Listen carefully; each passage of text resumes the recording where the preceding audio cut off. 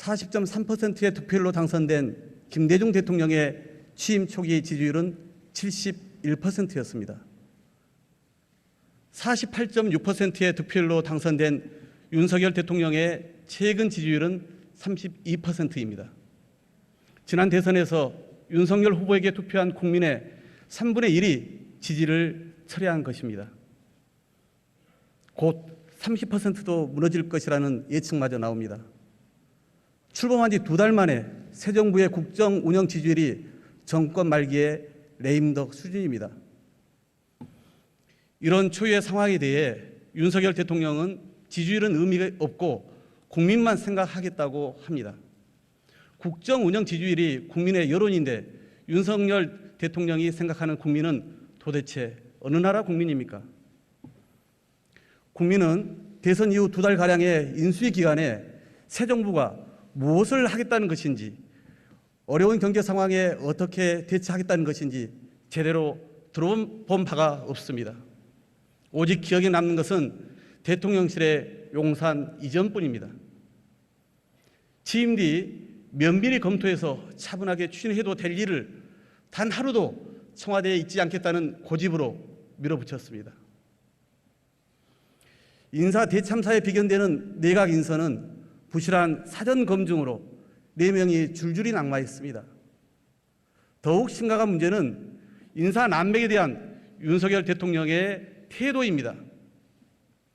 부적격 사유가 명백했던 정호영, 김승희 후보자조차 시간을 질질 끌며 인사 강행의 명분용으로 활용하느라고 코로나 재확산 국면에 보건복지부 장관이 공석인 결과를 초래했습니다.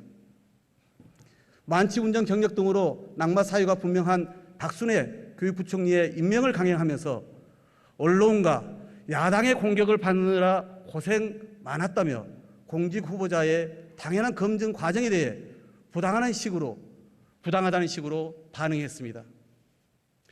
잇따른 부실 인사로 지적을 받자 전 정권에서 지명된 장관 중에 이렇게 훌륭한 사람 봤냐며 반문도 했습니다. 이런 대통령의 태도에서 국민은 쓴소리에 귀를 닫은 오만과 불통을 절감했습니다. 이 정부가 소통의 상징이라 여기는 도어 스태핑은 더 이상 소통의 자리가 아니라 대통령의 말실수를 걱정하는 자리가 되었습니다. 대통령의 측근 챙기기는 도를 넘은 지 오래입니다. 검찰의 주요 보직은 온통 대통령과 인연이 있는 특수통들의 몫이 되었습니다. 내 식구 챙기기식의 검찰 인사는 대통령의 친정인 검찰 내부에서조차 지나치다는 비판의 목소리가 나오고 있습니다. 대통령실의 핵심 조직도 검찰 출신 측근들로 채워졌습니다. 박근혜 정부 청와대의 문고리 3인방에 빗대 윤석열 정부 대통령실은 이른바 검찰 출신 문고리 육상시에 의해 장악되었다는 비판이 제기되고 있습니다. 법무부, 행안부, 국정원 등 권력기관 정점에 한동훈, 이상민, 조상준 등 핵심 측근을 임명했습니다. 대한민국을 마침내 검찰공화국으로 만든 것입니다. 최근 연이어 불거지고 있는 대통령실 지인 채용과 김건희 여사 관련 인사 논란은 점입 가경입니다. 대통령실의 육촌 친척과 40년 지기 황모 씨와 우모 씨의 아들에 이어 이번엔 검찰 시절 인연을 맺은 지인의 아들까지 모두가 대통령실에 채용되어 근무 중인 것으로 확인되었습니다.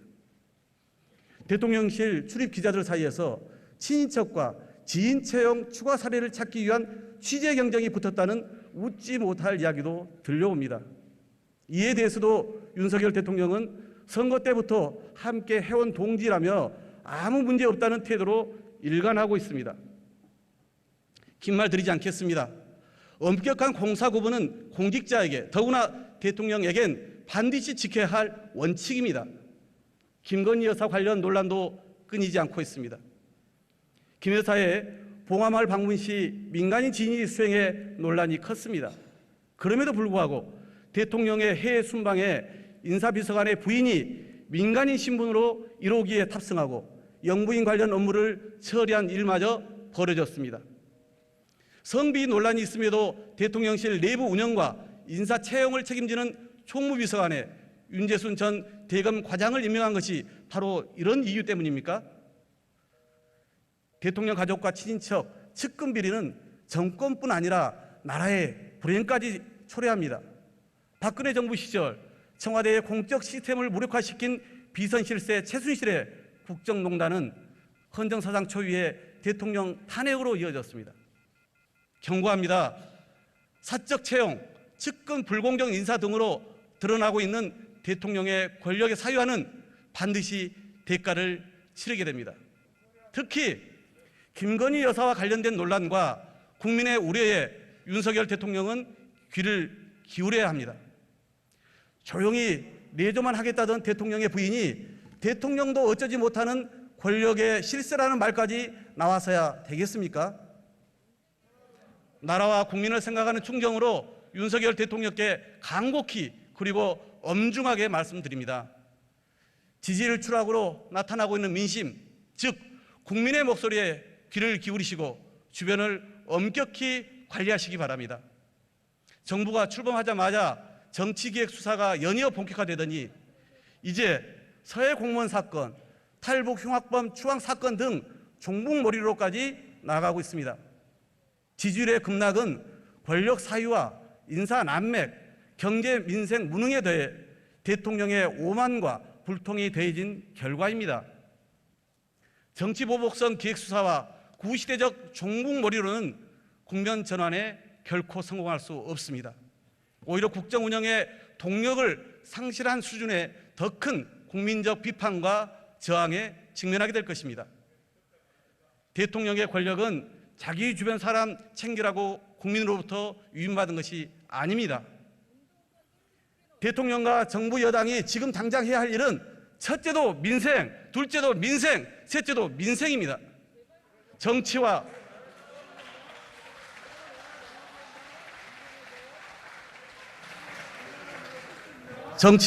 국정 운영의 본질은 국민이 마음 편히 잘 먹고 잘 살 수 있도록 하는 것입니다. 더구나 지금은 비상한 경제 상황으로 대다수 국민이 불안하고 삶이 벼랑 끝에 내몰리는 위기 국면입니다. 윤 대통령과 정부 여당에 촉구합니다.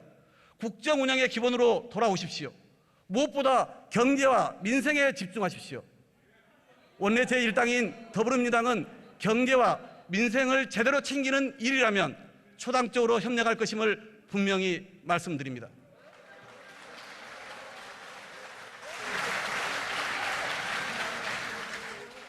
경제가 매우 어렵습니다. 고물가, 고금리, 고환율의 삼중고로 국민이 고통받고 있습니다. 소비자 물가지수는 지난달 6% 상승해서 IMF 경제 위기 이후 24년 만에 최고치를 기록했습니다.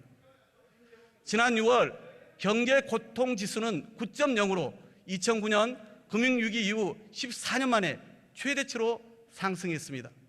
우크라이나 전쟁과 글로벌 공급망 교란으로 인한 고유가, 원자재 곡물 가격 상승에 대해 달러 강세로 인한 환율 상승은 수입 물가 지수를 끌어올리고 있습니다. 고통스러웠던 코로나19의 긴 터널을 이제 막 벗어나려는 시점에 또다시 재확산 추세가 심각합니다. 이제 장사가 좀 된다며 희망을 가지셨던 동네 가게 주인의 탄식이 참으로 제 가슴을 아프게 합니다. 직장인들은 점심 한 끼 식당 가는 것도 부담스러워 구내 식당을 찾습니다. 편의점 도시락 판매는 전년 대비 40% 이상 증가하고 있습니다. 5만 원 지폐 한 장으로는 기름통의 절반도 채우기 어려운데 차량으로 생업을 하는 분들은 고스란히 그 부담을 져야 합니다. 장바구니 물가 상승은 사상 최고치라는 소비자 물가지수 상승에 비할 바가 아닙니다. 걱정스러운 것은 지금의 고물가, 고유가, 고환율 상황이 당분간 지속될 것이라는 점입니다. 더욱 두려운 것은 금리 상승의 속도와 폭입니다. 한국은행은 올해만 4차례의 금리를 인상하면서 사상 처음으로 0.5%포인트 빅스텝도 단행했습니다. 하지만 이게 끝이 아닙니다. 미국 연준은 지난달 28년 만에 0.75%포인트의 자이언트 스텝 금리 인상에 이어 이달 말에는 1%의 금리 인상, 즉 울트라 스텝을 결정할 것이라는 예측까지 나오고 있습니다. 한미 간 금리 역전이 현실화되는 상황에서 한국은행의 추가 금리 인상은 불가피합니다. 세계 경제의 불안정성과 고환율 기조가 지속된다면 한국 자본시장에 투자된 외국인 자금의 순유출도 지속될 것입니다. 2008년 리먼 브라더스 사태로 촉발된 전 세계적인 금융위기 이후 초저금리와 양적 완화가 만들어낸 유동성 잔치가 끝나가고 있습니다. 우리나라도 2020년 3,200을 넘었던 코스피 지수는 2,300선이 위협받고 가상자산 시장은 고점 대비 3분의 1 수준으로 폭락했습니다. 작년까지 폭등을 걱정했던 부동산 시장 역시 하락세로 돌아서서 내년이면 폭락을 걱정해야 하는 상황이 도래할 가능성이 높습니다. 주식담보대출과 연끌로 주택을 매입했던 국민들은 고금리로 인해 원리금 상환이 부담스러워지고 담보가치 하락에 울며 겨자 먹기식으로 집을 매도해야 하는 상황에 내몰릴 수 있습니다. 이미 작년 말 기준 1,800조 원을 넘어서 GDP 대비 세계 1위인 가계부채 문제는 그야말로 시한폭탄입니다. 금리 인상으로 대출금리가 7%가 되면 소득에서 최저생계비를 빼고 원리금도 갚지 못하는 국민이 190만 명이 넘을 것이라고 합니다. 코로나 상황에서 대출로 가계 운영 자금을 충당했던 자영업자, 벼락거지 신세를 면해보겠다고 소액 대출이라도 해서 주식과 가상자산 투자에 나섰던 2030 청년들, 두 차례 금융위기 때보다 더 많은 신용불량자가 양산될지 모를 심각한 위험이 다가오고 있습니다. 문제는 이런 어려움이 이미 대선 전부터 예고됐다는 것입니다. 미국 연준의 금리 인상 기조도 지난 2월 말 발발한 우크라이나 전쟁이 물가에 미칠 영향도 모두 예상된 것이었습니다. 그런데 윤석열 정부는 대선 이후 인수위 2달 동안 허송세월만 했습니다. 대통령실 용산 이전을 강행하느라고 정작 챙겨야 할 경제와 민생은 뒷전이었습니다. 취임하고 한 달이 지나서야 부랴부랴 5대 부문 구조계획을 담은 새 정부의 경제정책 방향을 발표했지만 사회적 합의도 안 된 이런 중장기 구조개혁이 과연 지금 당장 어려움을 겪고 있는 국민을 위한 대책이 되겠습니까? 당장 숨 넘어가는 사람에게 목숨 살릴 처방은 하지 않고 체질 개선하라고 주문하는 셈입니다. 국민의 고통을 외면한 참으로 한가한 태도입니다. 경제는 비상 상황이고 민생은 깊은 위기 속에 놓여 있는데 정작 대통령은 보이지 않습니다. 대선 이후 넉 달, 취임 후 2달이 지난 이달 초에야 대통령은 비상경제 민생 대책회의를 주재했습니다. 지금의 어려움은 구조적이고 외부적 요인이 크게 작용하는 것 맞습니다. 대책 마련이 쉽지 않은 것도 사실입니다.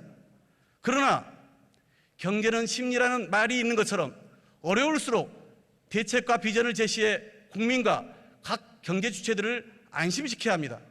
오직하면 쇼라도 하라는 말이 나오겠습니까?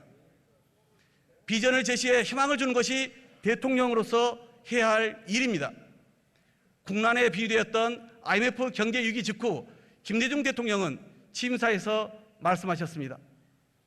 우리 모두는 지금 땀과 눈물과 고통을 요구받고 있다며 말을 잇지 못하고 눈물을 삼키면서도 정부를 믿고 견뎌낸다면 반드시 극복하겠다고 결연한 의지를 보여주셨습니다. 그리고 IMF 역사상 최단기간인 1년 만에 조기 졸업을 해냈습니다. 경제가 위기일 때, 그로 인해 국민이 고통을 감수해야 할 때 대통령이 국가의 지도자로서 해야 할 일은 바로 그런 모습입니다.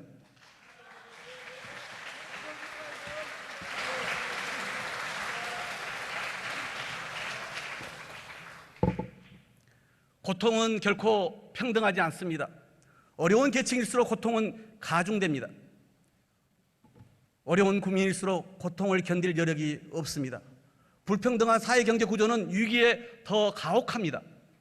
지금과 같은 위기 상황일수록 국가는 어려운 서민과 민생을 챙기는 데 온 힘을 다해야 합니다. 국가의 자원을 집중해야 합니다. 고물가와 고금리를 단기간에 해결할 수 없다면 어려운 국민이 견뎌낼 수 있도록 국가의 자원에 정책의 최우선 순위를 두어야 합니다. 재정의 역할이 절실한 때입니다. 무대처로 일관하던 윤석열 정부가 뒤늦게 처방을 내놓았지만 방향이 완전히 거꾸로 가고 있습니다. 법인세를 감세하겠다고 합니다. 우리나라 기업의 절반은 이익이 나지 않아 법인세를 내지 않습니다. 상위 1%의 대기업이 법인세의 80% 이상을 납부합니다.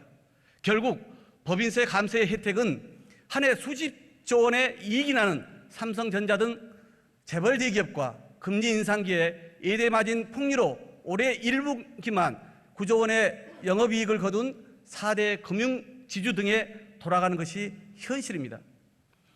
대기업의 투자 유인을 명분으로 내세우지만 법인세를 낮추더라도 투자로 유인되지 않는다는 것은 이미 객관적 통계로 확인되었습니다.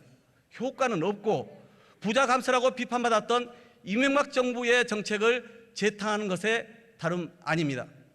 지금 정부가 내놓은 대책은 온통 감세와 규제 완화 정책뿐입니다. 물가 대책이라고 내놓은 관세 인하도 소비자 가격은 요지부동이고 기업만 수익을 챙기고 있습니다. 국채 발행은 하지 않겠다고 하면서 감세로 세수가 줄어들면 무슨 돈으로 서민을 지원할 것입니까? 재벌 대기업과 부자들은 챙기면서 정작 어려운 중소기업과 자영업자, 서민들의 고통은 외면하겠다는 것입니까? 부동산 세제의 불합리한 부분은 물론 개선해야 합니다. 그러나 부동산 가격 하락으로 세금 부담이 줄어들 것이 예상되는 상황에서 열일 제쳐두고 부동산 감세에만 몰두할 때가 아닙니다. 역대 어느 정부가 규제 계획을 추진하지 않은 적이 있습니까? 아무리 성공적인 규제 계획도 효과가 나타나려면 몇 년이 걸립니다. 올해 그리고 내년 계속될 민생의 고통을 규제 계획으로 해결할 수 있습니까? 당장 해야 할 일과 중장기적으로 할 일을 구분하는 것은 국정 운영의 기본입니다. 올해 민주당은 예산심사에서 불효불급한 예산을 과감히 드러내고 고물가, 고금리로 고통받는 서민과 중산층을 지원하는 예산은 확실하게 증액시켜 갈 것입니다. 이를 위해 소수 재벌 대기업 등의 혜택이 집중되는 법인세 감세 등으로 국가 재정이 축소되는 일은 반드시 막아내겠습니다.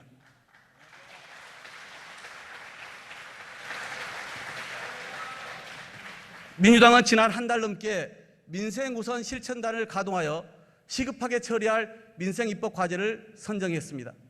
유류세 대폭이나 근로자 식비 비과세 한도 인상, 소상공인 코로나 피해 지원 확대, 화물자동차 안전운임제 일몰제 폐지, 중소기업 납품단가 연동제 도입, 장애인 이동권 보장, 대중교통비 한시적 환급 등입니다. 여야가 합의한 국회 민생경제특위와 해당 상임위가 가동되는 대로 관련 입법을 우선적으로 처리하겠습니다.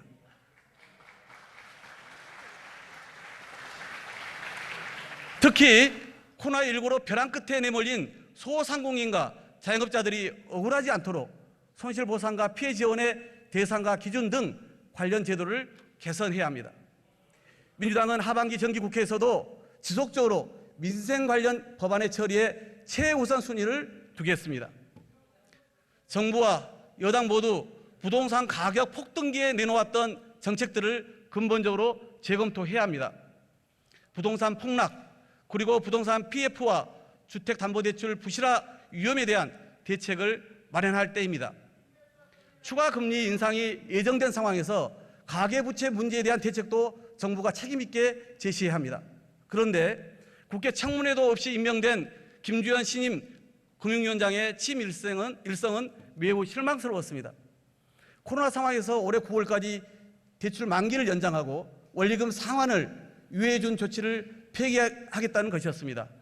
곳곳에서 비판이 제기되자 뒤늦게 입장을 바꿔서 새출발 기금, 채무경감 프로그램 등을 발표했지만 이는 지난 5월 국회 추경에서 이미 반영된 것으로 9월 만기 연장 상환 유예에 대해서는 여전히 모호한 태도를 보이고 있습니다.